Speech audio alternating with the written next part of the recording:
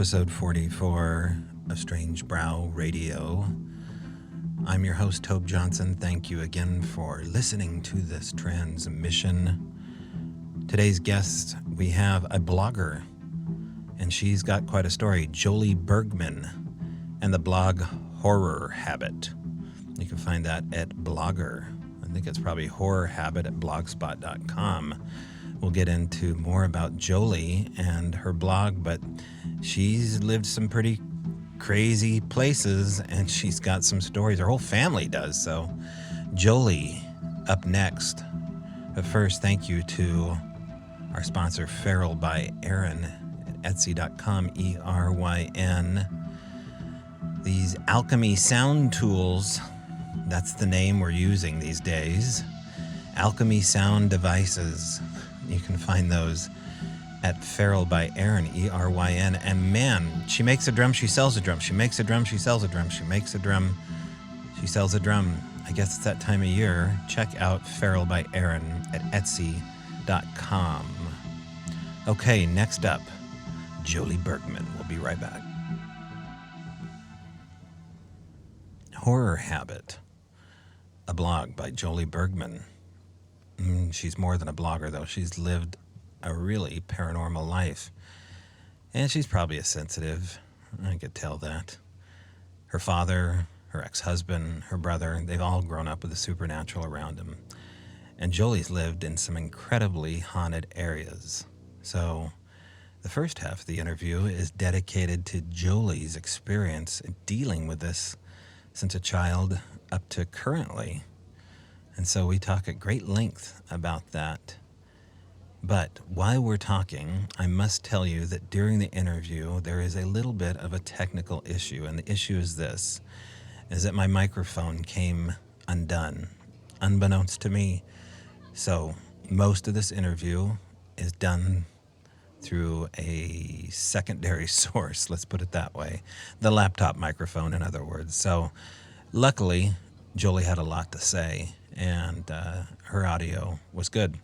Mine, yeah. So we'll march on through this here and double check our inputs next time. So with that said, let's get into the interview here with our guest of Horror Habit, a blog by Jolie Bergman. All right, I'm on the phone right now with Jolie Bergman out of Seattle, Washington. She has the blog Horror Habit, and we've come to talk to her today about, well, not all things horror related, but just about the underbelly related to the horror, the supernatural, and her experience with it. Hello, Jolie. Hello, Toby. Hi. Hi, everyone. Yeah, it's good to have you here to talk to us. So, Jolie, I got a referral from someone regarding your name and your blog, and reached out to you about what you do.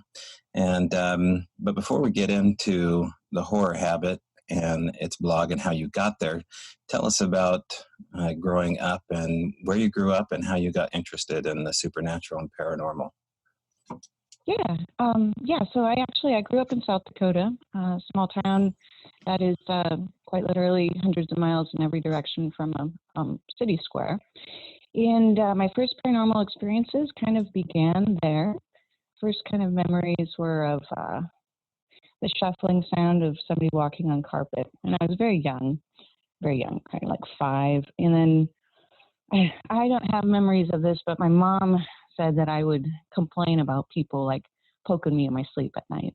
I don't remember this.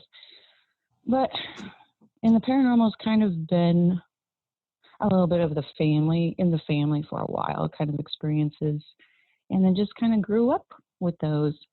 And then also another family bonding thing is horror films. We all love them.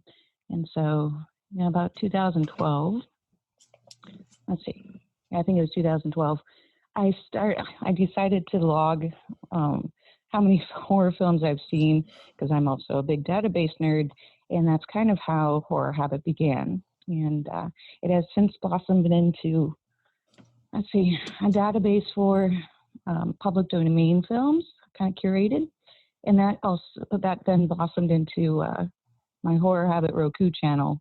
For all you Roku listeners, I have a movie channel as well. On my blog, since I'm also such a paranormal fan, I have my paranormal directory where I give advice, or like I consume paranormal documentaries and TV shows like food. So that's a place where I keep track of what I've seen. And yeah, just throughout all the years, I've had a slew of, so not only do I love horror films, but I've had a slew of paranormal experiences, and had a brief time in a paranormal group out here in Washington. And yeah, I guess I can elaborate more on that of all these experiences. Yeah, before you elaborate, make your audio's shorting out just a bit here, and you're probably on a cell phone. If you can see maybe if you're near something that might be causing interference. It was good for a little bit, and then it just kind of was clipping in and out. So I'm not quite sure what that would be. I think because I picked a different place to sit before we talked earlier. So now I'll go back to where I was before. So all right, go back to where you were. Come on, Jolie. I hope this is better. Yeah, let's try it from there. Gotcha. Okay, so you mentioned growing up in, you said you grew up in a small town? Yep, small town. But we were the metropolis for the area. We had 3 stoplights. So. Oh, really? 3 stoplights, 3 whole stoplights. And then growing up in a small town, how long did you say you lived there? My parents split, so I spent a little bit of time in Seattle during my middle school years, but pretty much through elementary school and high school. Okay. And any of the houses that you stayed in, looking back, do you look at any of those houses as being haunted? Yeah. Yes, actually kind of, I honestly believe the land that our house sits on is still currently haunted. But the first kind of haunted house experience that I recall is when my parents separated and my father moved into town because we lived out of town. And even I was like 9 years old and I knew something wasn't quite right with the house, gave me the willies. And Dad was really quiet about what would happen there when he lived there. But it didn't surprise me when he moved out what was going on. He would sit in the living room and like watching TV on his lazy boy, and out of the corner of his eye, he'd see a woman, an older woman with a bun in her hair, walk out of his bedroom carrying like a load of laundry and head straight to the basement and go to the basement. He said she would float though, and he would see her like very, very regularly, but only out of the corner of his eye. And then one night he said that she came by and like touched him on the shoulder when he was in bed. And he said it just felt like a kitten's paw. That's how he described it. And I would be so fascinated hearing my dad tell this story. I'm like, tell me the story about the old woman who haunted your house, Dad. And then I told one of my friends in, let's see, I was 9, like 5th grade or something. And she says, do you remember so-and-so? And I remember this kid from probably like 3rd grade who only been in town for a year. And she's like, he used to live in that house. And I'm like, oh yeah? And she's like, he tripped on the basement stairs. And the basement in this house was extremely scary. But he tripped on the stairs and he apparently was going to fall, but something kept him from falling, as if somebody pushed him back up. And that was, I'm like, oh, this little lady's just kind of a sweet little old lady haunting the house. And so, so this, like those stories, like I think I mentioned earlier, the paranormal is just kind of part of our family. Like we talk about it as a normal thing, a normal process. And that was just one of Dad's stories. Yeah. So your dad would speak openly to you about this because you'd ask him. So initially you found out about the details there. How young were you when you found out that your dad saw ghosts? Probably 8 or 9, right around there. Mm-hmm. And yeah, he would talk openly, and he was just matter of fact about it. And his siblings, my whole father's side of the family talk very matter-of-factly about the Mm-hmm. paranormal. And we've all had experiences, quite a few of them. Mm-hmm. And Did I it heard, frighten oh, go you? on. Not really, because they weren't frightened, Mm-hmm. at that, and nothing like super scary had happened. I recall overhearing, so my dad's family were all from South Dakota, and we were visiting like grandma and grandpa and my cousins and aunts. And I overheard my aunts and uncle and my dad, well, kind of talking about a house that my aunts and uncle moved in, a new one. And they said whenever they would start arguing, or at least one time when they started arguing in the kitchen, knives flew out of their holders onto the kitchen countertop. And they were very hush-hush about this because they didn't want to scare the kids that objects were flying periodically. But Mm-hmm. that was another one that kind of fascinated me. Yeah. And yeah, That's a pretty intense moment there with the knives. I mean, that gets into the intelligence behind what's going on there. Mhm. Mm-hmm. Mhm. And I think it has a lot to do about, just the intensity of their situation. My aunt and uncle at the time, they just moved. They were in a stressful spot. So, Mm-hmm. but one, I hope my family doesn't mind me sharing this, but that same part of South Dakota with the whole rest of the family, my dad's youngest brother, my uncle, was living with his parents, my grandma and grandpa, and he'd suffered a bad motorcycle accident that hurt his, he damaged his brain, and he committed suicide in his bedroom in our house, and it was naturally a really traumatizing thing for all of us. But years later, my grandparents are still in the house, and we still visit on the regular. My older cousins slept in his bedroom, and every time they would leave and come back, they'd find their clothes all pulled out of their luggage and thrown all over the place.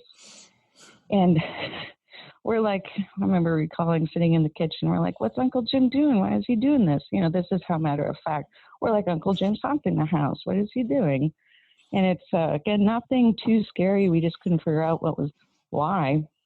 And then a couple years later, my dad and his girlfriend stayed in that room, and they were horsing around. Like, Dad's a big prankster, and was just picking on his girlfriend, and she rolls over in the bed and sees a man standing on the side of her bed. And the man says to her, "You gonna take that shit? Sorry, hope you can beep that out if you want." Oh, no, go ahead. All right, you gonna take that shit from him? And she's like dumbstruck, and she rolls back over to Dad to like, "Who is this man in the bedroom?" And Dad didn't see anything, but he's like, "Well, that's Uncle Jim." And and she described what he looked like to a T, which they had no current photographs of him. So that's the brief, short version of like, yeah, my paranormal's just been part of the family. It's a family member. Wow. So did she stay in that bedroom after that? Was she okay coming over after an incident like that? I don't know if she actually came back over after that. Now I think about it. Right. Yeah. That's quite a bit of confirmation. Yeah. Yep. So there's not really any room for... Oh, I'm sorry, hon. You go ahead. Oh no, I was just going to say, I just wanted to reiterate kind of that story about how, like, the paranormal has always been part of the family. It's just been a practical matter, and not something we've ever been truly afraid of. Although I know there are experiences and reasons to be afraid of some elements. We've just not had them regularly. So there wasn't a lot of subtlety with interaction with the spirit realm, and some of it sounds as though you were just saying straight up ghosts from the afterlife. What about other things? Did you ever have any contact with the spirit world that didn't seem as though it was just ghostly? Kind, yes. And I was before we are going to do this meeting, I was debating on telling this story or not, but so I'm just going to lay it out as ridiculous as it is. And we know that specialize in the ridiculous, so you're on safe ground. Okay. All right. And I would question my own sanity because, but my boyfriend at the time saw it with me, and we had both had scotch that evening, granted, but we both saw the same thing. So, so a majority of my experiences are very kind of paranormal in the nature of spirits. The traditional, like you smell a family member that's passed, or seen apparitions, or been touched. But this thing, I don't even know what to classify it. And it actually happened at Manresa Castle. It happened about 10 years ago. And that was my second trip to Manresa Castle. And my boyfriend took me for my birthday and just knew it was haunted. And we just love the place. It's beautiful. And it was Saturday, like we spent Saturday afternoon actually lounging and watching some sort of documentary on how scotch was made. And I'm like, let's go down to the bar and try scotch, since I've not ever really had any. No, not really. But we go down. I decide almost immediately that I don't like scotch, but we stay for a little bit longer. And we go up to the room. Let's see, I think it's called 209. It's the one that's notoriously haunted by a woman. I think, not the big turret room. But so we're up there. We're laughing, we're talking. I don't know, I forget what we're doing. Oh, but every time we would bring up the ghost, the lights would flicker. And so that kind of just lost our minds there. But it was springtime. It was nice. We had the window open. And I kept hearing, it was probably like 10 o'clock at night or something. And I kept hearing like a noise outside.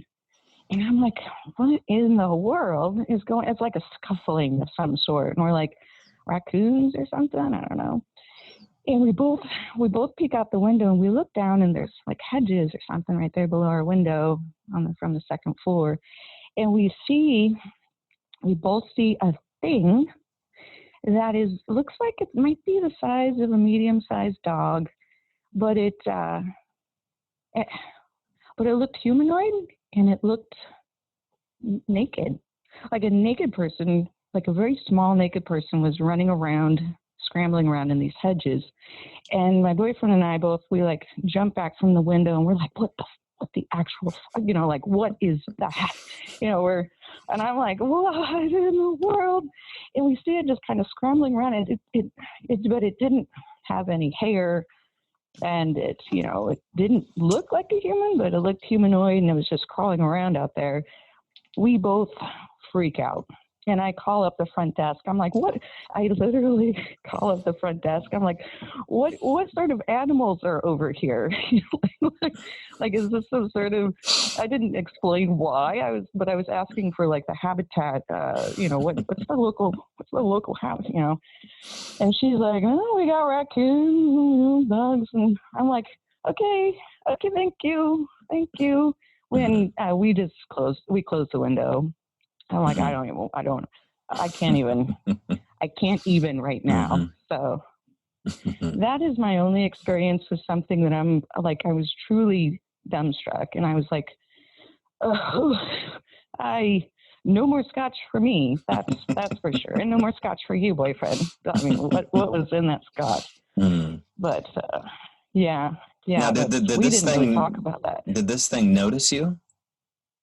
No. It didn't seem to. It didn't look up. It was just like it was scrounging around in the grass looking for something. But it had the back legs of like somebody who would look like they're crawling around on all fours. Okay, wait. Let's go into detail about that. You're saying that was it on all fours? Yeah.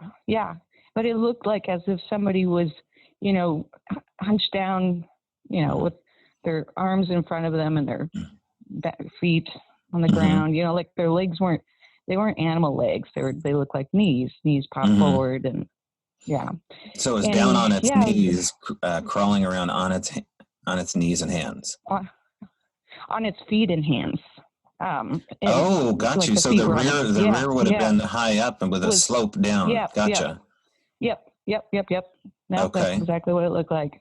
So really an And it looked, uncomfortable kind of like yoga pose. oh, it was, and it just scurried weirdly in different directions, like it was looking for something or chasing something in the grass or trying to hide in the bushes. And we looked at this thing in absolute horror for, it felt like several minutes, but probably was only like 30 seconds or something like that. It just took us a little while to like wrap our head over like, what ungodly thing is that running around in this little patch of grass? I still don't know. I have no idea what to make of it. No idea. But 30 seconds is a long time. We were probably, I think I was just, I was paralyzed with what the actual, what. Right. So, right. And you said it was nude. Yeah, it looked nude. Definitely didn't have any hair, nothing on its body, nothing on its head. Had a round head, but I couldn't see its face. Kept its face down. Could you tell age at all? No, it definitely didn't have I don't recall seeing any wrinkles. But then I was 2 stories up. I was up on the second floor. So. Now, is this it was nighttime. It was the dark. back side of the castle too, not the front? This is, I think it's the front. You know where the haunted turret room is, and then you walk down the hall just a little bit, and there's that one other room that's reportedly haunted. It's on so if you walk from the turret room and head towards the lobby, it's on the left, and I think it's like 209, 206 or 209, I think, somewhere. Yeah. Right. And I forget what room it is. I think it's on the second floor. I don't know if it's 209, but there's the story of a woman that committed suicide after she found out that who jumped out the... Right. Yes, that was the room we were in. I specifically reserved that room. That's where she reportedly jumped out the window, which also gives me a little heebie-jeebies. I'm like, we're looking out this window that supposedly a woman jumped out of, and we can't make out what kind of thing is crawling around on the ground there. but yeah, so we were in that room. Back and see whether or not this was a man or a woman. You have no instinct about that. For that room in particular. Well, with what you saw, were you able to gather gender at all? Yeah, nothing. No. No. Interesting. No. And it was again about the size of a really large cat and a smallish, medium-sized dog. So it wasn't extraordinarily large, but it was just for the shape that we're seeing. It kind of this humanoid shape. We couldn't make out what that was. But no, that sounds like a child. I know, it kind of did. It kind of did, but it didn't move like it was quick. And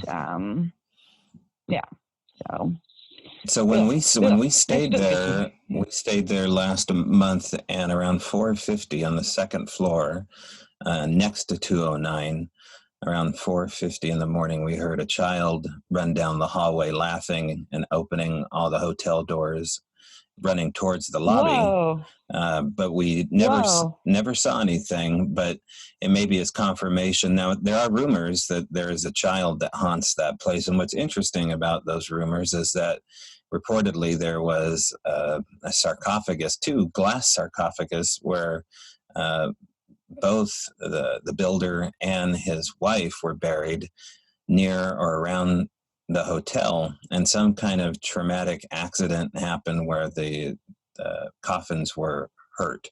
And when they went to do construction on the coffins to fix those, they found a child's coffin that wasn't reportedly down there.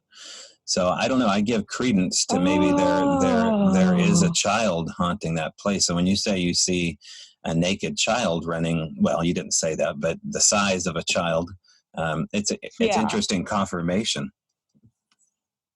That is, well, you're blowing my mind now. I absolutely forgot about the coffin story and the child. I completely forgot about that. I just remembered the priest hanging and then up in the turret room and then the woman jumping out the window.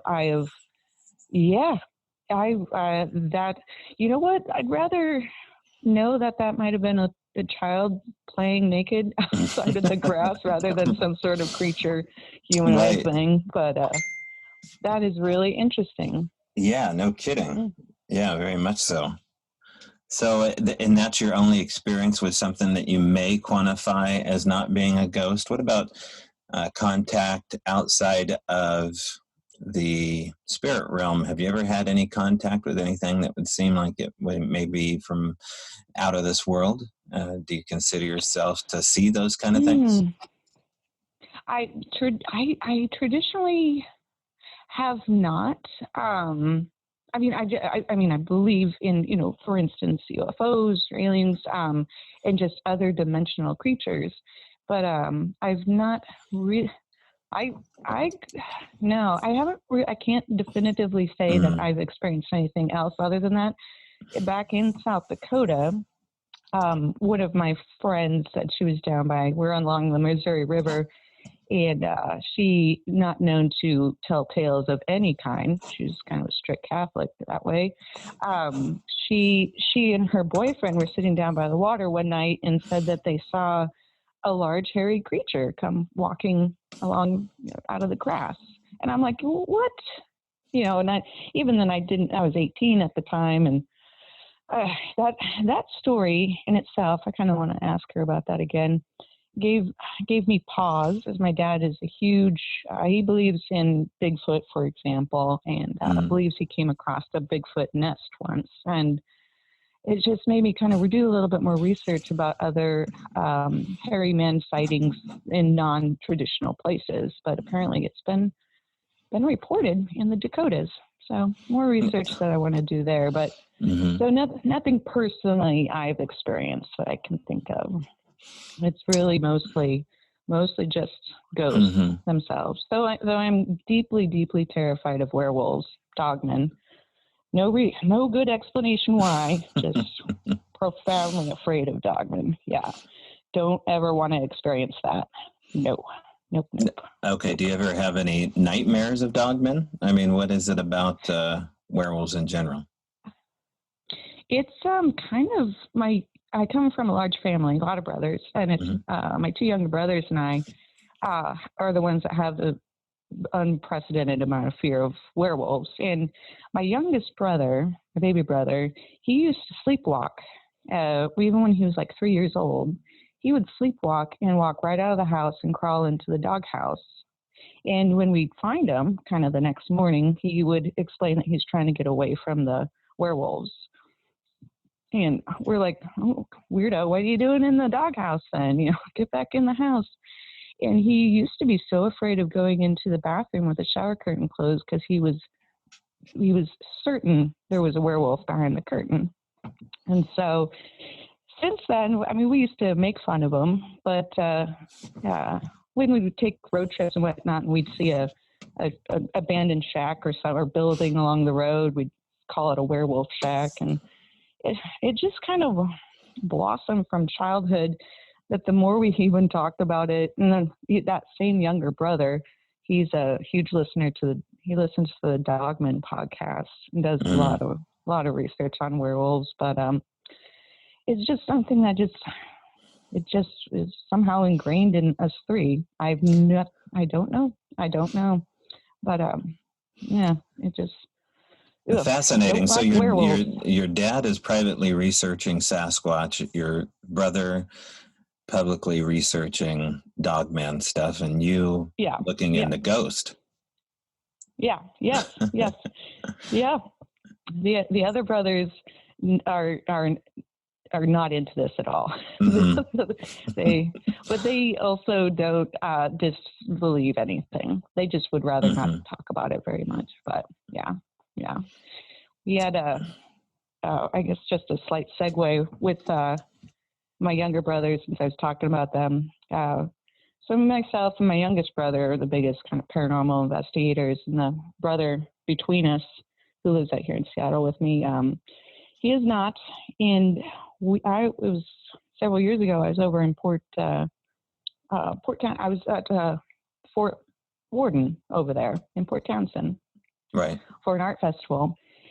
And I was staying in, I have a couple of stories about these barracks actually, but just to stick with the brother story, um, I was staying in one of the barracks, and I was on my cell phone talking to this brother, the one who's not the paranormal fan, and he was coming on over. We're gonna have dinner because it was his birthday, and we were making plans where to meet up, and I was like, oh, by the way, happy birthday, and I hear 2 beats later, somebody shout, happy birthday, and I was like, who the hell is that? Like, it sounded like he was driving with the other brothers. And I was like, I'm like, who was that? Thinking he would tell me a brother jumped over his shoulder and shouted that into the phone, because that's what it sounded like. And he's like, no, Jolie, who is that? I'm like, Matt, I'm in this room by myself. It sounded like it came on your end of the phone. He's like, no, it sounded like it came on your end. And it dawned on me. I'm like, oh, somebody got a happy birthday wish from a ghost later. And he's like, no. I was like, oh, they were so happy. So yeah. I thought it was just great. And he's like, stop talking now. So yeah. Did it sound like a male or female? Absolutely male. Absolutely male. And a very happy one too. Just like could barely contain their excitement to wish a happy birthday. So. And again, you both heard it. Oh yeah. Mm-hmm. Both, and it both sounded like on each of our phones. It sounded like it came from the other phone. So. And what are any other incidences of things messing with your electronics like that? Yeah, quite a few actually. Oh man, where do I begin? I've long tried to figure out why are electronics such a conduit for activity, and it really just seems to make sense that it is something electrical based, which, and in my theory, the spirits seem to have something else going on an electrical level, another dimension, which is why they're so popular with devices. Let's see where to begin with my devices. Several years ago, my grandpa, my dad's dad, had passed away, and shortly after that, my TV started acting up, really strange, turning on and off at certain times, and I was like, this is crazy, like made sure there was like no battery in the remote, and since I'd been there for a while, there was unless my neighbor suddenly got the exact same television, which I highly doubt. It was old television. And so, yeah, I would just, my TV would just act up at strange times, especially when I crawl into bed and have it on. It would turn off as soon as I crawled into bed. I'm like, what? Almost as if like, no, TV's bad to go to, you got to go to bed. Don't watch TV. And, I think, I got a video camera, a little video camera, and this is like 2004 or something. I got a little video camera. I was going to set it up to see if I could capture anything of like what is turning my TV on and off at unexpected times. And I put the camera on, I turned it on, I'm about to crawl into bed, and right as I'm walking into the bed, it turned off.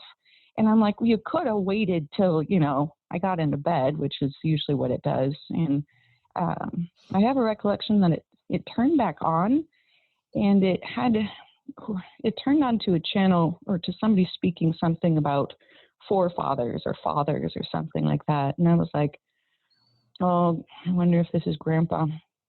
Just Grandpa was strict. He would never have allowed TVs in bedrooms and whatnot. So just wondered if he popped around just to check up on people. Mm-hmm. That period didn't last very long, though. It was only like a couple of weeks. Mm-hmm. Fast forward about another 10 years, and I'm in a different apartment, and I wake up in the middle of the night, and Saturday, it's like 3 or so, and I'm feeling awake enough that I don't think I'd lay back down to sleep, so I'm going to go turn on the TV and watch something. And I walk out in the living room, and I now have a flat screen TV, and it's sitting on a runner with a bunch of knickknacks and bells and everything. And I walk up to my TV, turn it on, and I do the zombie thing where I'm holding the remote and I'm just standing right in front of the TV trying to figure out what to watch. And I come across the black and white classic, and I'm like, oh, I love these. I'll watch this for a while. And right as I'm about to turn around to go to the couch, my TV pivots a lot. It's like almost to it's almost off the edge of my mantle that it's on. And it's pivoted away from me as if somebody just straight up turned it. And it was turned hard because all my bells and knickknacks things went off and my runner got crumpled up, and I stare at it, and this happens right in front of my face, and I stare at it, and I somehow gathered the strength to right the TV, and I was honestly petrified. There was something about that incident that really scared me, and I ran back into the bedroom and quite literally threw the blankets over my head and stayed there in a ball. And so, yeah, and I've had, I haven't actively done a lot of personal, like on my own EVP work, but I've caught a little EVP that I cannot decipher on a recorder while I was at the Roslyn Cemetery a couple of years ago. And more recently, I was listening to some songs I downloaded on my phone. This is probably only a couple months ago. And I was listening to some songs, and then suddenly the song changed to this horrifically menacing, I can't even do the sound. It's like this almost like growl, howl, like, and it says like, something like that. Ugh, I don't even want to think about it. And I stop at my tracks because I'm walking and meet with friends, and I'm like, what in the hell is this? And I listened to it a couple times, and I'm like, oh my God, what in the hell? It just showed up somehow on my phone. So consulting with friends, especially more IT friends, we had the file examined to see if it was some sort of virus. And we even tried to play it backwards, and it's still not really decipherable. But it has given everyone who listened to it a real fright. Like, it's just a terrible sounding thing. So And you still have this audio. I do. I could probably, I still, I still have this audio. And how long is the clip, Jolie? Probably 10, 15 seconds. Okay. And is it one sound, or is it broken up into different sentences, for lack of a better word? Different words. For lack of a better word, it does sound like it's saying some words. Yeah, it looks like something's being said, but I can't decipher it. And it sounds threatening. It sounds really unpleasant. Definitely not the happy birthday that I heard on my phone several years ago. This was almost like gravelly talk thing. And I could probably send it to you if you want. It's just I'd be curious to look at it on one of the programs we use here to see how it breaks down phonetically. Oh, yes. Yeah, that would be interesting. Yeah, my friend who had it scanned to see if it was a virus of some sort and then reversed it didn't have that level of technology. We just wanted to make sure it wasn't some sort of, worm or bug or something. Right. Yeah. That's incredible. So what about in your own place where you're calling me from today? What's going on there? I am happy to report that this place that I'm in right now is absolutely spirit-free, like 100%. The building is not, but my apartment is. It was noticeable, like palpable difference. The apartment I lived in for the last 11 years, profoundly haunted, like unbelievably haunted. And I don't know, hard to say who may be haunting the place. I did some research on, before it was an apartment complex, a Norwegian family that lived there, wondering if it was maybe the old man. There's been people in this building, it's pretty small, tend to stay there for a long time. So there were two deaths in elderly gentlemen above me. But before I moved into that apartment, my friend lived there with a man who later came out to us as struggling with heroin addiction. And so we got him into a treatment program. And right after he completed the treatment program, he went out, he fell in love in the program with somebody, not recommended, and ran off to Alaska. We never saw him again, but we got word back from his family that he died of liver failure. So around the time that we got word of that, my friend was still living in the apartment. Odd things began to happen in the apartment. So we think it is him that's haunting the place. Mm-hmm. And some of them are traditional odd things like change going missing, or change, specifically pennies and dimes, showing up at very peculiar places over and over again. And kind of started off there. Man, I have so many stories about this apartment. Is there? I could go on a lot. Is this part of the reason? Is this part of the reason you moved? No. The reason I moved, it's personal. My husband and I are going through a separation, and so Gotcha. he's staying. He wants to stay in that apartment. I do not advise it for him, but he's still there, and he still has the strange things occurring. Very strange things. Well, now wait a second. He wants to stay there. That's kind of interesting. Why do you think? Is he attached to that place, or is something attaching? Do you have any speculation on that? Is that part of the reason? I think things are attached to him in its own weird way. The place, it can be both a profoundly happy place, and then it can become a really, it even looks darker, as if something dark has come in. And I think it's just it can be just a really negative place. And you know how sometimes you can get drawn into that depressive level and just not want to, like, it consumes you just as much as you consume it, kind of thing, back and forth. Well, you don't have to answer this question here, but let me ask it, since we're talking honestly and we don't know who this guy is. But as far as behavior is concerned, his personality wise, did you notice changes?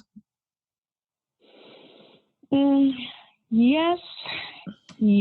And it could very well be, I'm going to just throw out there that if you do see changes in somebody, you should always, especially dramatic ones, always go the medical route, treatment first. And so I just want to put that out there for your listeners. And without going too far into what my marriage situation, how about I relay some stories and viewers can make their own decisions? Yeah, whatever you're comfortable with. Yeah. Yeah, so this apartment's profoundly haunted. A lot of my friends, they won't even want to stay there. But I was there for 11 years. And especially when it was just me in that apartment, it was fantastic 99% of the time. But when things started going bad for us, the place got very different. And I'll say that probably, let's see, it may have been just a few months when I moved in. And then I moved in by myself. I had an awful, terrible dream about, again, lack of a better word, a demon-like creature standing on the side of my bed, taunting me, just taking pleasure and just scaring me. And in my dream, I got so profoundly angry at this thing that I remember quite vividly shoving it out the sliding door. It's just a street level apartment with a patio on the sidewalk. And a few weeks after that, I had another dream, and I know these are dreams, and I'll get to why these are kind of significant later. Like a couple weeks later, I had another dream, and I heard a sound out in the living room, and I thought it was this thing again, just giving me giving me hell, giving me, taking enjoyment and just like taunting me. That I open the bedroom door and I'm going to, storm out in the living room and ready to brawl with this thing again. And I see a woman with her back to me sitting in the living room. She has thick brown hair and a ponytail. And she's roughly my age at the time. I was 28. And she shoots around, like she's sitting on the floor cross-legged. And she shoots around and she looks at me with this look that's like, you weren't supposed to see this. But at the same time, she's like doing something.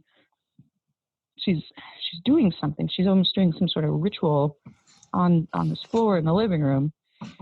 And so those were two very prominent dreams that kind of shook me when I first moved in. And then the change started disappearing or reappearing. Things were moved in my apartment when, I'd come back home, the typical haunting kind of stuff.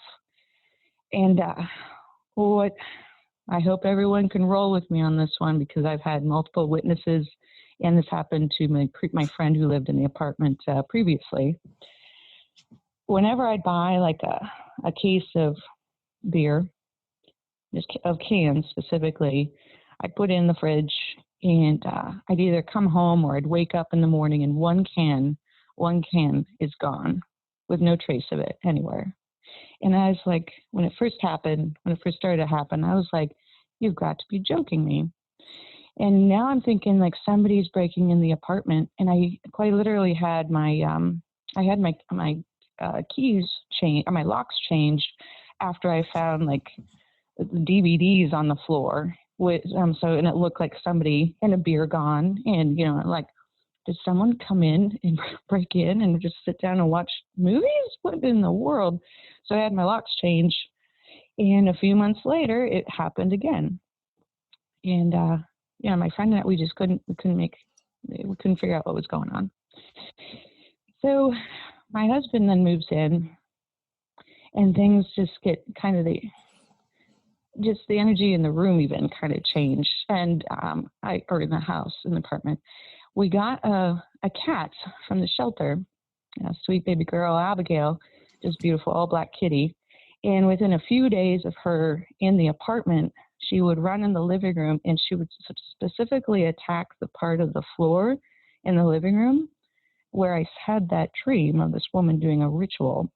And so I decided to videotape her, get a recording of her, just because she's being a big goofball in ways. She just acting ape shit in this one section of the carpet. And I start recording, and it is orb galore. I've never seen anything like it.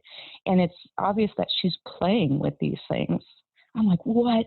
And I can only see the orbs and stuff on the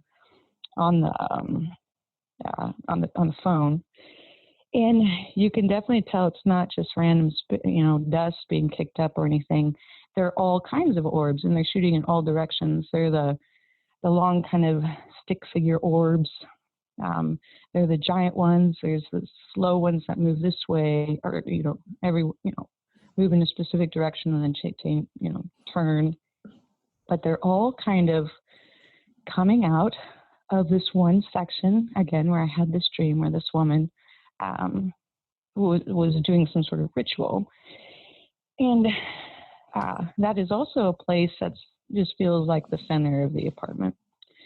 And so let's skip forward a couple years. Things are let me ask you about this woman first. The ritual. Let's talk about this ritual and what you saw in this dream. As far as what made you think she was doing a ritual, what do you remember that gave you that impression? I can't remember a specific object. It was one of those things where in the dream you just know something. Mm-hmm. It just seemed like I don't remember seeing. I can't say that I remember seeing a specific object. Okay. Was she on the ground, like working her arms in certain ways that gave you the impression that she was doing something? Yeah, she was sitting cross-legged on the ground, again, had her back to me. She's like wearing t-shirt and jeans, and I think I caught her as she was doing something with her hands up in the air, but she shot her head around so quickly and just stopped what she was doing. And the look was so intense that I just backed up slowly back into the bedroom and closed the door. And I was like, whoops, didn't mean to interrupt. Sorry, I thought you were gremlin creature thing. So right. Yeah. Right. Now, carry on. Was the apartment hardwood floored? Carpet. Okay. My apartment specifically, what it was before would have been kind of the basement of the old craftsman farmhouse that was there before. So, okay. And in the dream, was it carpeted as well? Yep. It was exactly the same as my apartment. Exactly the same. Okay. Yeah. All right. It would have been maybe interesting to dig under that carpet, though, and see if there was anything going on. I know. That would be curious. And since I was there for 11 plus years, and my friend was there for 5 more years before that, that carpet hasn't been changed the whole time. So eventually when my husband moves out, I would be a little curious to see what happens when they change that carpet. But yeah.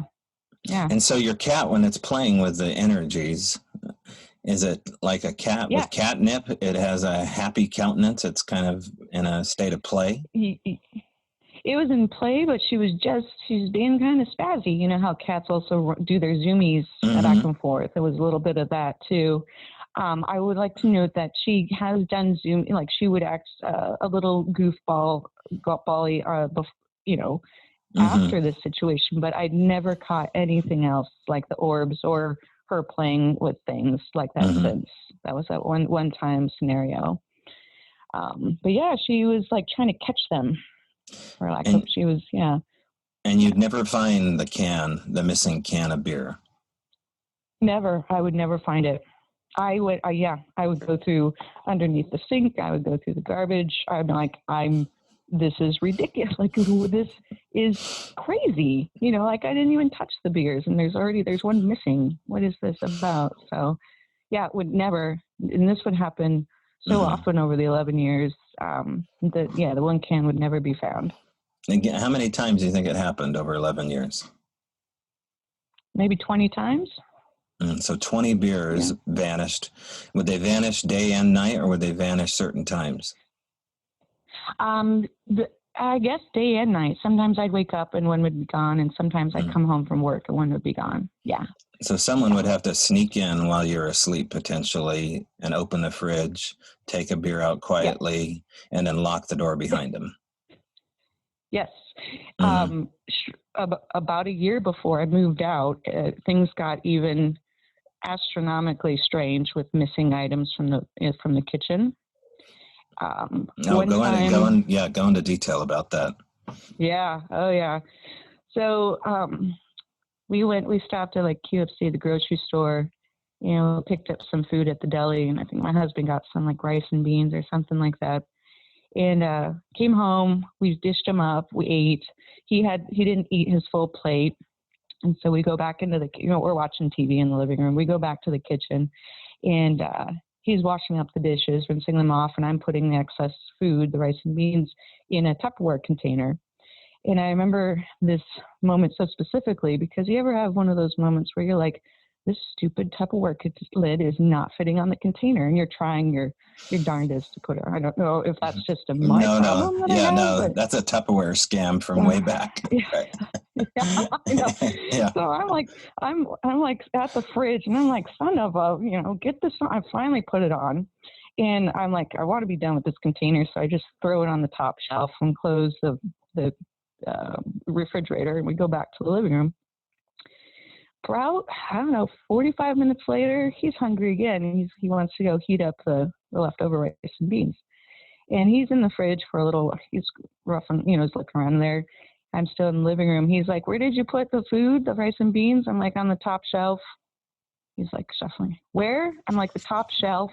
These are how marital fights begin, kind of thing. Right. And he's like, there's nothing up here. I'm like, BS, I fought with that container, and it was, it's up there. I go into the kitchen and nothing is there. the container of food is gone. Now, I suppose you can speculate, like, maybe my husband did something. No, he's not. He would not do that. He wanted that food also, so he was hungry. But yeah, that entire container of leftover food went missing from the fridge within a 45-minute time frame. Other items that would go missing, especially from the pantry, was more rice, especially rice, some pasta. The entire bag would go disappearing. And I'm a big paranormal fan. I do believe in it, but there are also stories of people living in walls that people don't. I'm like seriously beginning to wonder if somehow there's, someone living in our walls. And just note to self, someone living in your walls is way scarier than a ghost taking a beer. Way, yes, absolutely. Oh my gosh, that was way, way, way scarier. I'll take the ghosts over that. But yeah, pantry items would go missing. Sometimes we would just, like, we're talking bags of rice or bags of dried beans. And hello? My phone. That must be the ghost. Oh, sorry. Mm-hmm. Yes, that must be. My phone just did a little freak out. That's okay. Yeah, just entire bags of food, and was the fridge a hot zone? I mean, was it mainly the fridge? You mentioned DVDs would be laid out on the floor too. Yes, DVDs. Like, it's that whole core zone. The way that our now that I think about it, yeah, the way that our apartment's laid out. If you were to face the couch, you're pretty much facing where that the woman was doing the thing. And if you kept looking straight, yeah, that's pretty much the core area of where the pantry and the fridge is on the other side of the wall. And that just, yeah, it just seemed like it. But pennies regularly would show up underneath. I have a little Buddhist saying next to the front door of, like, peace and blessing of houses, and I would always find a penny directly beneath this thing. When I'd come home, I picked up the penny, come home the next day, another penny is in that same spot. Dimes would show up right near our feet. What I noticed is they would show up before a fight would start, and he would notice them after the fight ended. So pennies and dimes were a big deal of those showing up. And we did have so he does believe, but he doesn't really believe in the paranormal. But the place felt so sticky and dark, for lack of a better word. Mm-hmm. He came up with the idea of let's do a full cleaning, including like cleaning and smudging using sage and sweetgrass. And let's just go through the whole apartment and see if we can't clear up whatever's in here. I would also advise, if anybody's in a similar situation, to probably also go to marriage counseling. So I'm just going to put that out there. But so we did a cleaning, and he starts up with the sage, and I'm following up with sweetgrass. And we're going through every nook and cranny of the apartment, which is it's a large place. I'll just add to. And we go through, and we're doing our. We came up with our own mantra, like, this is a place of love and peace, and anything intending harm must leave, and that we're going to walk it out our patio door. We're going to walk it out to the street. So we're doing this, and we're just trying to clear the space, and he takes the lead out to the sliding door, saying, that we're going to walk everything out now. You're not allowed in. Anything intending harm, we're walking out to the street. We open up the sliding door. We open up the patio that leads to the patio door that leads to the sidewalk. And we're still burning the sage, because we're walking this thing out of any door that's associated with our home. We go out the patio door, and we walk up the sidewalk just a few feet, and then we're like, this, you're released, you're not permitted back in anymore. And we walk, and that was it. We walk back in. We sit, we close the patio door, we sit at the table that's on our patio, right along our patio cinder block fence. And we sit there, and we're like, oh, that was good. That felt good, just to do that. And we were probably sitting in that position. He's on one end of the table, I'm on the other, for 30 30 seconds, a minute maybe, and just sitting in silence when we hear this bizarre sound. It's a cat screaming, it's a yowling, it's a scream yowl thing. And we're like, where's that coming from? And we look underneath the table because it's coming from our feet. We look at the table and there is this black cat. I can't believe I'm saying that, but yes, it's a black cat on the other side of our cinder block wall. And it's like, it's shooting its paws in and out of the cinder block wall, it looks like it's trying to get at our feet, at our ankles. And it's just like ramming itself up against this wall, and it's like clawing and trying to get in. And we both shoot back in our chairs, the shit is that? What's wrong with this cat? And we, being cat people, we have cats. I immediately think, like, this cat is sick. There's something wrong with this cat. Note that this cat showed up crawling and, screaming at the exact same spot that we walked out, whatever it was, in our apartment. This is where we released it. And it's trying to get at her ankles. And I'm like, I grab my chair I jumped up from, and I look over the patio wall, which is pretty high. It's a very pretty high wall. And I look down, and sure enough, this cat is just ramming itself up against our wall, trying to get in, just yowling and being crazy. And by this time, my husband's also looking over, and I'm like, I'm going to go check it out. So I'm going to get off the chair and go outside and see what's going on. And this is the only time he's referenced, like, anything paranormal, but he said, he's like, I walked evil out of this apartment. I'm not letting it back in. Close that door.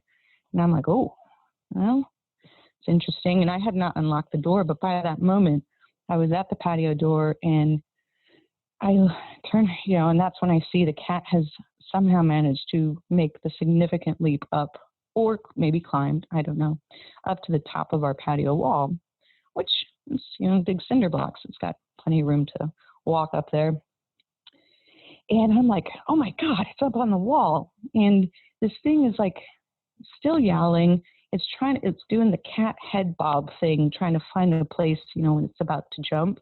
And it's trying to jump in the patio. And a little berserker bursted out in me, and I ran at it, and I'm like shooing it. I'm like, I used whatever creative language I used to kind of chase this cat down off the wall. And this cat is like, stops and looks back at me, hisses, growls, runs a little bit, hisses, growls, and it's doing this like spit, being crazy cat at me the whole time I'm chasing it down the patio wall. And it jumps off at the very end of the wall.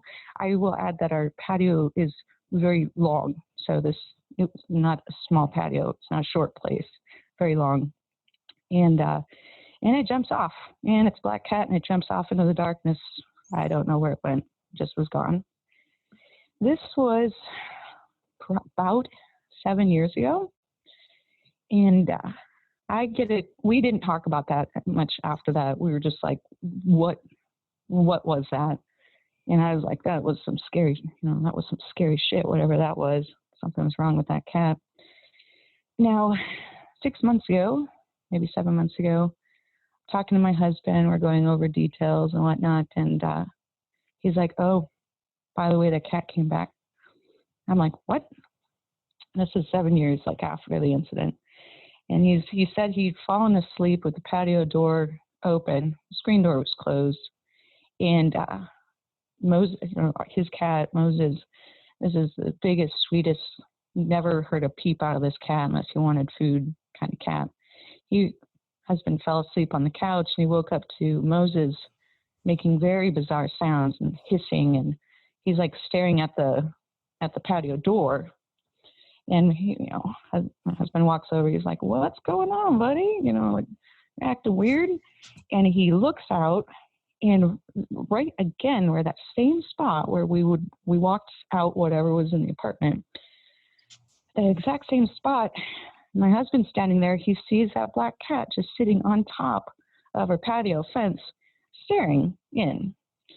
And what my husband said, it's like it felt like it knew, like it was being, all right, I would just like to clarify that, of course, all of this could be very logically explained. And it's a cat, and it's just sitting up on the patio, and then it's yelling at another cat. This all makes sense.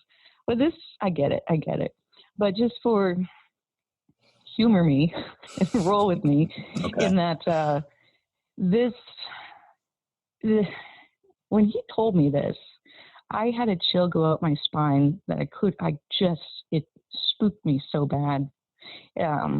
Just the idea, he's like, oh, it was just sitting there staring at me, not even staring at Moses, it was staring at me. And I'm like, oh, Jesus, that thing come back, whatever that was. It felt mocking. And I was like, oh man, I want you to get out of that place. And I do. But yeah. So as soon as well, let me ask you this: regarding, I still want to go back to this woman who is maybe doing a spell here, because it sounds like it might be connected. Do you feel like that woman is connected to all this? Yes, or at least I do believe portals kind of can exist. Right. And I begin to wonder if that was either somebody who's trying to open it or somebody who's trying to close it. But I haven't ruled that idea out. I believe in ley lines as well, and I can, maybe something's like coming through, just passing through all the time, and sometimes the negative stuff sticks around. Did you ever attempt to communicate with her? No, not with her. She felt like, even in my dream, I was like, oh, not going to mess with her. Not in a negative way, but she just felt extremely powerful. And I was like, I don't know what I'm going to, But I haven't tried really communicating aside from trying to get whatever's negative out. Or I would say my friend who had the heroin addiction, if I suspected he was doing something, I'd tell him to knock it off. But I haven't, I didn't want to. It was already kind of intense enough, just having just such random weirdness happen. Was there any private invoking or, spell work being done at your place? Any private or suspected with friends or family or loved ones? I'm a tarot card reader, and so I would read tarots, and I would read there. My cards are trusty though. Like they've never done me too wrong. Other than cleanings, no, I don't. Cleansings, I should say. Other than cleansings, burning. No, no spell-like activity. No ceremonious activity. But yeah. So with all the work you did to cleanse that place, it sounds like it didn't stick. So what do you think the motivation of it is to get back in? I don't know. I go back to that dream that I had with that human, that thing. What struck me most, the thing that just it took such pleasure in torment. And I go back to this thing, and I wonder if there's describe that for us, because we need a visual of what you saw. This thing? You use the word demonic. Yeah, that was kind of a word. It looked like definitely humanoid, probably 4 foot or so, extremely skinny, naked, with a huge grin, and it just exuded malice, but it had such a big grin on its face, kind of thing. And it was just like naked, no scales, no hair, no nothing, humanoid, bald, but it looked old in a way. It looked like old and kind of wrinkly. Did it look familiar at all? Though. No, it didn't look familiar. No. And no, it didn't look familiar. But I immediately just obviously kind of hated it. But what I hated so much is that it's like, oh, I get my, I'm going to take such pleasure in, like giving you hell. And I'm like, eat shit, motherfucker. In my dream, I was so angry that I literally jumped out of bed and I just kept shoving it in the shoulders backwards through the patio door in my dream. And it was smiling the whole time. So I was just like, nope, not today, Satan. Not today. Now when you pushed it out the patio area, did you see the whole body of it? Did you see parts of it? Yeah. Yeah, I saw the whole thing just kind of go out the door. Had legs, had arms, again, humanoid, skinny little thing. Yeah. That's, I just remember I had a tremendous amount of hate. Yeah, for it. And it was just taking such pleasure in it. So I wonder if there's some sort of something, or if the apartment's has a portal in it, or if it has a ley line coming through, or if there is one thing in particular that could be after us or something, or just, I don't know. Jolie, again, the apartment. Let me ask you this here. Are you sensitive at all? Or do you have abilities to see sight within sight? I think, yes, I do. And I've been trying to figure out how to hone it in as best as possible, as well as figure out what exactly it is. Like, it took me a long time. I didn't know that this was a thing. Like, when I would go into antique stores, I'd suddenly get very faint or extremely emotional. Or when I go to certain historic places, and I touch something, or I would see something that I couldn't quite explain. And over 40 years old now, and it's taken me, nearly 40 years. And as I'm looking at my entire bookshelf of ghosts, books on ghosts right now, to just kind of piece all the stuff that I've ever experienced together into something sensible. And so I've seen ghosts straight up. I've been grabbed. I've smelt ghosts, and I've touched somebody or something, and I've seen something that either happened or sometimes about to happen. And most of the time it is in my dreams, though, for things that are about to happen. And that's mostly related to my family. So I can know what's happening, or something happened or about to happen, and it's related to my family. I'll dream about it. So. Do you keep a dream journal, or do you blog about this stuff? Do you keep a record of all these dreams? Yep. I've kept a dream journal since I was 16. So, I've gone through several books now. So. Right. Now, you live in a place that's clear of all this stuff. You haven't had anything follow you. No, nope.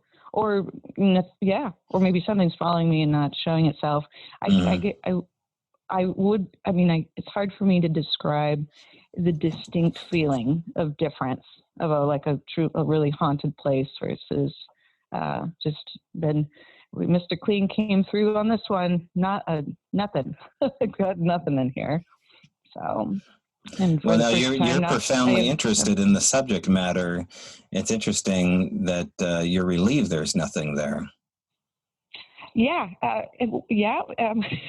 don't need any more, quote unquote, you don't need more interesting stuff when you're going through a troubled marriage. I'll just put it that way. Right. No ghosts is just fine. Just fine. But, yeah. Well, now you mentioned that people in Seattle can reach out to you through friends of friends. You have this other private investigative group. If people did want to reach out to you, typically, have you had anybody on the internet say, I'd like you to come look at my house? I have not, actually. No, that's all been kind of in person. People are welcome to contact me through Horror Habit, through my blog if they'd like, though. I can try to help where I can, or give advice, or I've even had some people just want to know what spooky attractions should they go check out, and I'll point out the ones that I don't think will cause anybody harm. But Yeah. Right. Well, tell Yeah. us a spooky attraction in Seattle that people should go check out, including myself. I'd like to know. Oh, yeah. Um, well, let's see. I used to hang out at the Alibi Room in Pike Place Market, if anybody's familiar with that place. It's a little bar down in kind of underneath the market. And I used to go there for brunch and read a book. And I was in my very early 20s at the time. And I'd go there on the regular. And when there's bathrooms are down in the basement there, and a little bit of a stairwell, and just the place kind of spooked me out. But so I'd rush as soon as I could. And one day I went to the bathroom and I was about to go down the stairs, but there's a man in a suit, very nice suit. His hair is slicked back, and he's standing down there at the base of the stairs, smiling, looking at me. And my first thought is like, what is this dude doing down here? The basement's even closed. I'm like, oh God. I kind of smile back. I look at him, and we get down to the base of the stairs, and he's probably 3-4 feet from me. And he's like, is there anything can I help you with anything? That's what he said. And I'm like, I'm just going to the bathroom. No, that's okay. And I go to the bathroom, I come back, and he's gone. I think nothing of it until many years later. My friends suggest going on a ghost tour in Pike Place Market. And I come along, and one of our first stops is at the Alibi Room. And we go down to the basement. And I'm like, boy, that's what in the world? I usually get a feeling if a place is like, I feel it, and what are we doing down here? And the tour guide's like, the most common ghost seen down here is of a man in a nice suit with slick back hair. And he asked if he can help you with anything. And I nearly fainted. I looked at my friends. I'm like, shut the fuck up. I met this guy. I met this guy years ago. Right. It's one of my fondest. I do recommend people check this place out because it's also just a fun kind of ghost story. The tour guide did say, though, that he hasn't been seen for a couple years, so who knows if he's still there. Mm-hmm. The Merchant Cafe in Pioneer Square is one place. The basement there's very haunted, and it scares me. This ghost down here is actually, she's a pretty scary lady.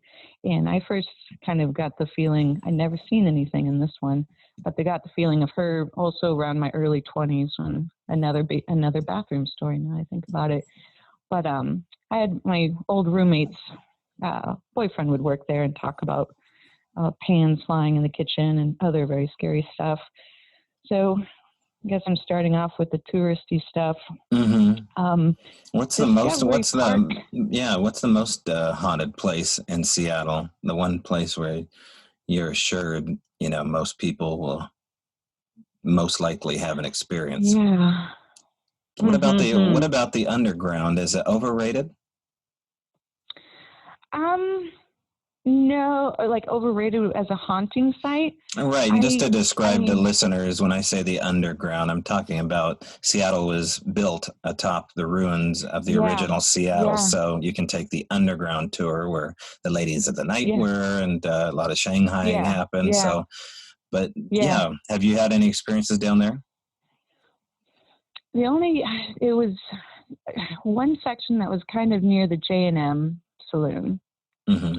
Yeah, there are just certain sections that really kind of scared me, gave me the spooks pretty bad, but not the whole underground. Like a majority of the underground, I think, is just really fascinating, and people should absolutely check it out at least once, because it's hard to wrap your mind around a city being built on top of another city while the other city's still running underground.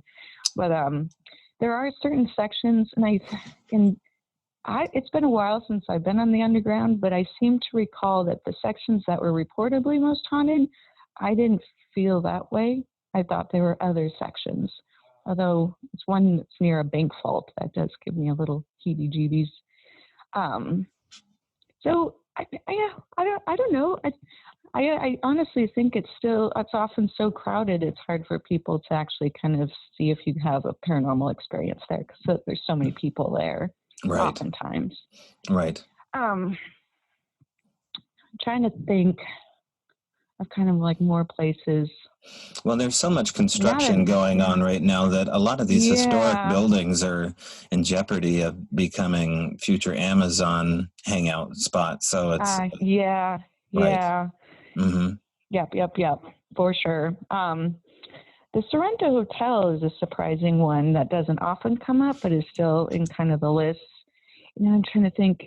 Discovery Park has always, it's beautiful, but it's always given me the spooks.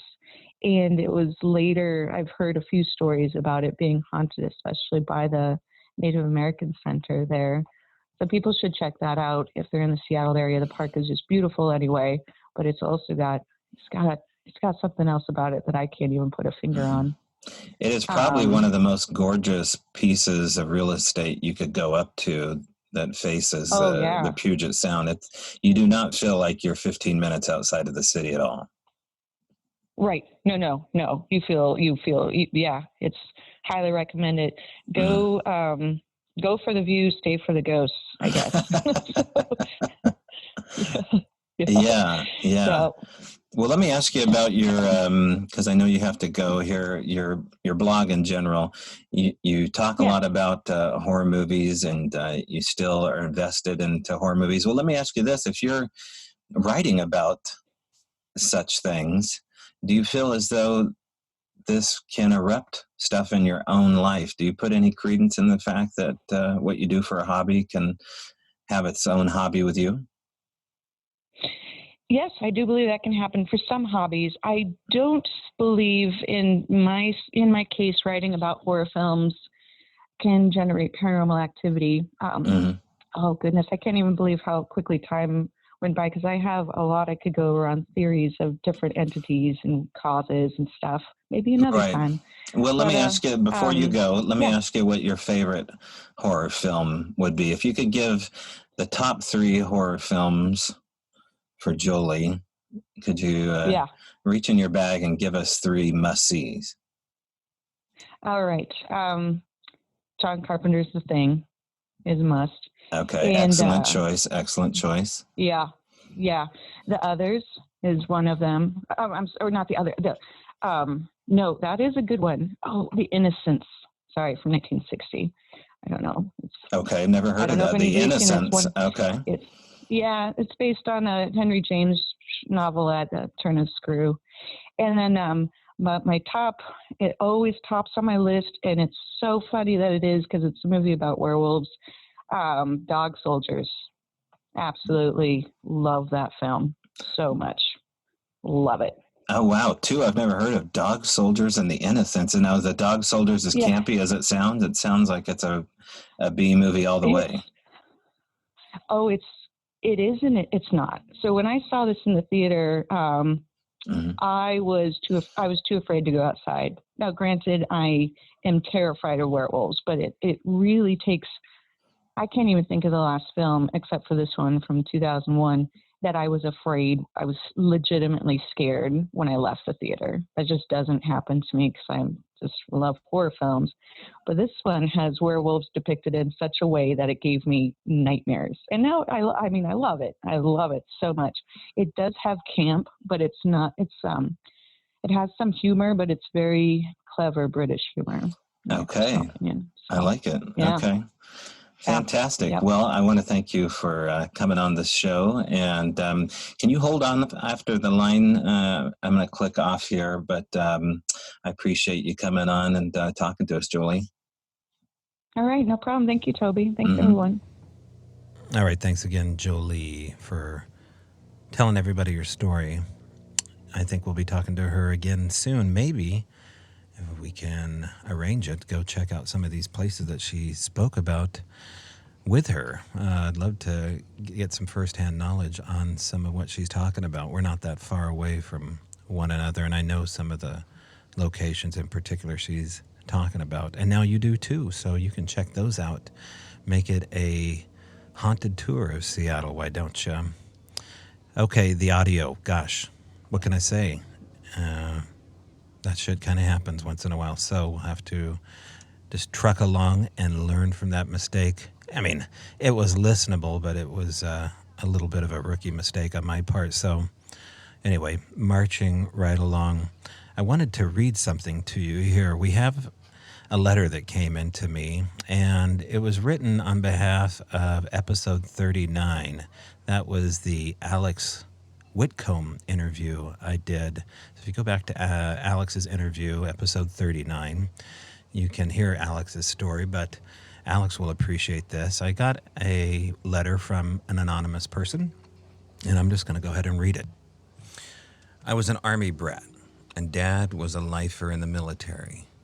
He was an MP with some secret clearances and guarded brass and higher-up civilians. All the kids on base knew I had strange things happen. They did as well. I and many others would sleepwalk. For example, I'd be slightly awakened, and then I'd walk outside in just my underwear. I'd even feel the gravel and the pain of the gravel as the rocks pushed under my feet, but never awaken. I recall talking to owls and rabbits and even walking with them in familiar neighborhood spots and then knocking on neighbors' doors. The neighbors would then return me back home. Mom would end up locking the door so I couldn't go out. She'd find me at the door fumbling to get out. She'd ask me where I was trying to go while I stood there still asleep by the door. I was almost always going to the same spot, down by the bank of the creek behind the house. It happened about 5 to 6 times at military base in Virginia, 2 times at the base in Germany.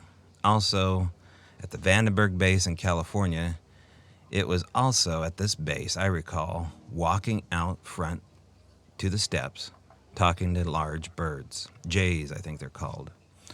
I wonder if all us military kids were used somehow. One friend of mine told me she talked to stars and they would respond to her with movements. Another friend of mine, 13 years old, said he would sleepwalk unnoticed into off-limit areas on the base.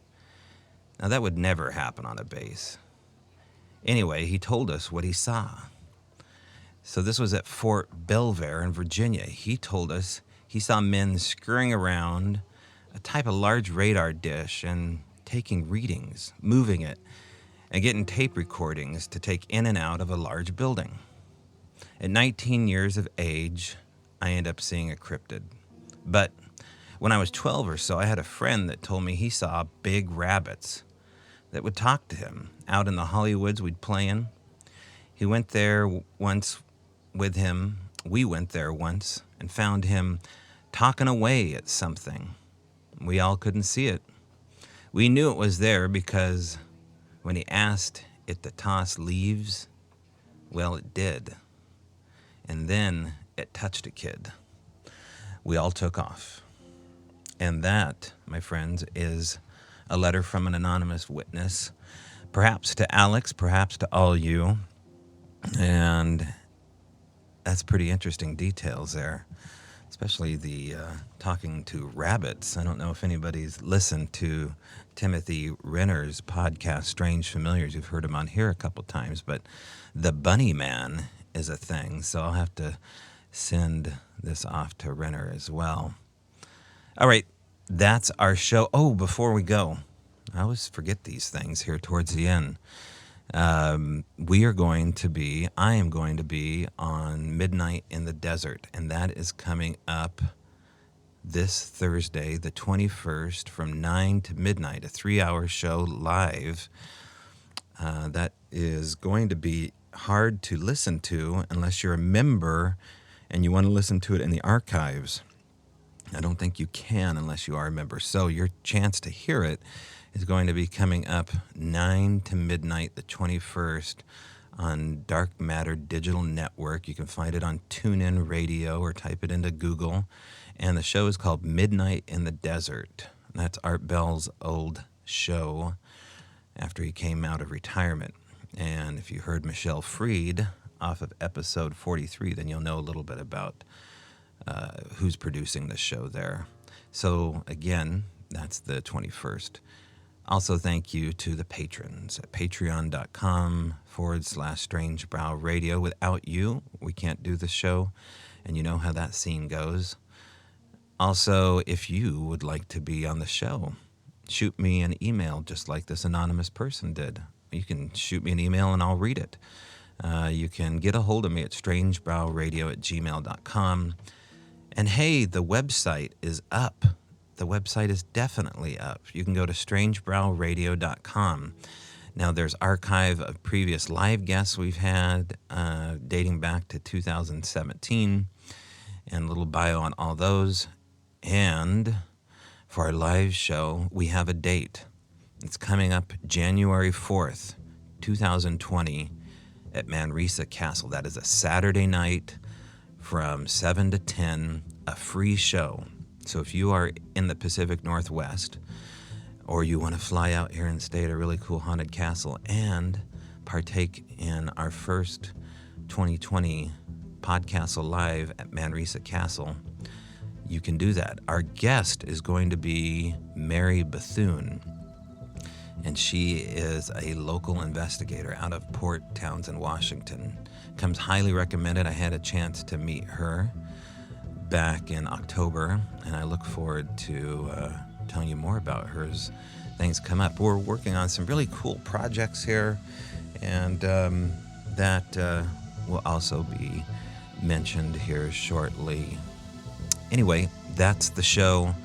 Thanks for listening, and as always, I will see you in the tree.